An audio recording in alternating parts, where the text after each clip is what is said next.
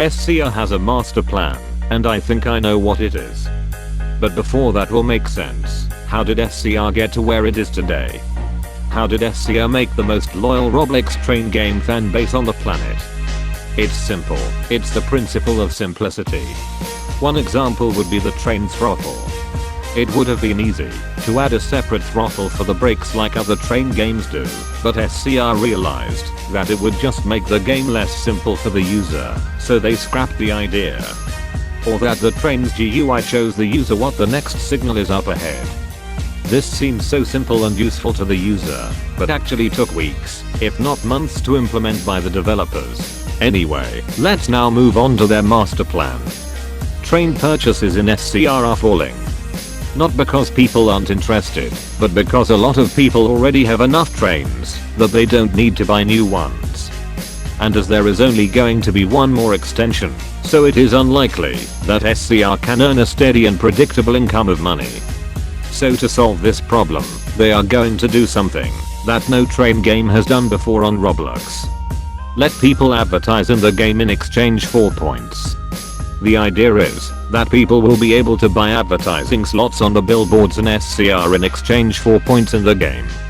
As the advertiser is likely to buy the points with Robux, SCR makes some extra money that they may have lost from people not buying enough trains. This is great both for SCR and the advertiser, as the advertiser will be able to advertise their brand, while SCR will be able to make some money. I'm also sure that SCR will allow anybody to make adverts, not just brands. This is even mentioned on the public roadmap, saying players will be able to buy a time frame, for instance 1 week, of advertising of a choice of dimension sizes at ranging prices in exchange for game points.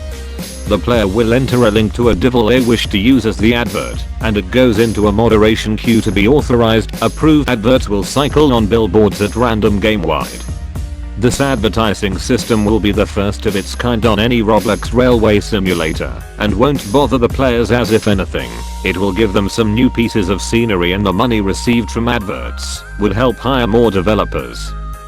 So that I said that SCR is using the principle of simplicity, well, that probably won't exactly be the case for much longer.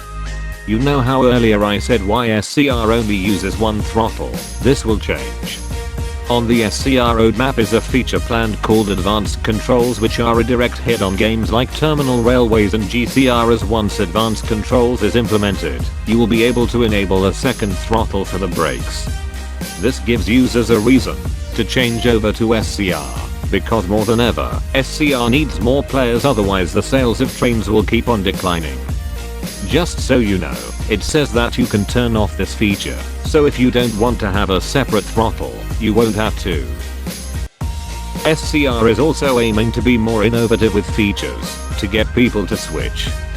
For example, one example on the public roadmap is manual driver announcements, which will probably get people to switch from more realistic games like Trainwar to SCR, and give previous SCR players a reason to come back to the game. So that's the end of the video. I hope you enjoyed. Comment on what you think about SCR's master plan. Subscribe for more SCR content, and I will see you in the next video. Bye.